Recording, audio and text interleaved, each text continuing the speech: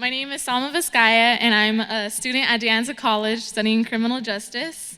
I've been living in San Jose all my life.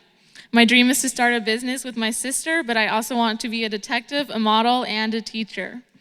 My mother is from Peru, and my dad is from Mexico. My father came here to find another way to support his parents in Mexico.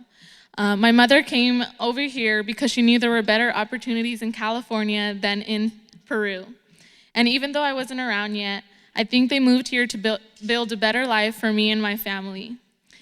In 2010, I was in 8th grade when I had to throw away more than half of my belongings because my family was unjustly evicted. I grew up in a one-bedroom apartment in West Side San Jose with my parents, my sister, me, and eventually my little brother. I loved that apartment. It felt crowded, but it was still a bit cozy. I loved the kitchen the most because there was a place in between the kitchen and the living room. And if you went inside the little corner, there was a space next to the stove where I could dance and no one would ever find out. My family was evicted for no reason after living there for 25 years. My family questioned why we were getting evicted if we were respectful tenants. My parents always paid the rent on time, but this didn't help the fact that a familiar apartment that I grew up in was no longer going to be my home. With so much anguish, we packed only the necessary items. I had to throw away a whiteboard that was so special to me because with it, I discovered my dream of being a teacher. I remembered it was close to the 90 days before we would get kicked out, and we still didn't find a place. So we slept in our car.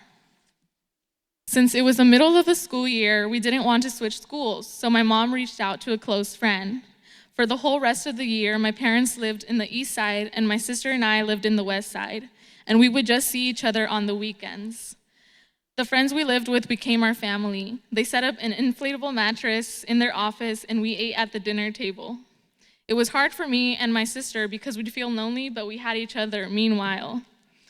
One of the strongest memories from that time was sitting in the cafeteria with my friends. They asked me what was wrong, and I broke down crying, afraid I would have to move to Mexico if we didn't find a place to live. After so much searching, my sister and I found another place in 2011, but we were at risk again because our landlord wanted his brother to move into our one-bedroom apartment. My sister and I both work part-time on top of attending school so that we can help pay rent. But this didn't stop the eviction notice from coming. My goal is to get a house and to be the first one in the family to provide a home that can call our own without having to pay rent and without living in fear of getting kicked out. I'm sure I'm not the only one who has had to throw away their special memories because of an unjust eviction. There are many others who have felt rage and despair at the same time because it feels like there's no help from anyone, especially the local government. It's crucial to stop unfair evictions like mine and make affordable housing a human's necessity and right. We need our elected officials to take a stand and protect our community because we belong in San Jose. Thank you.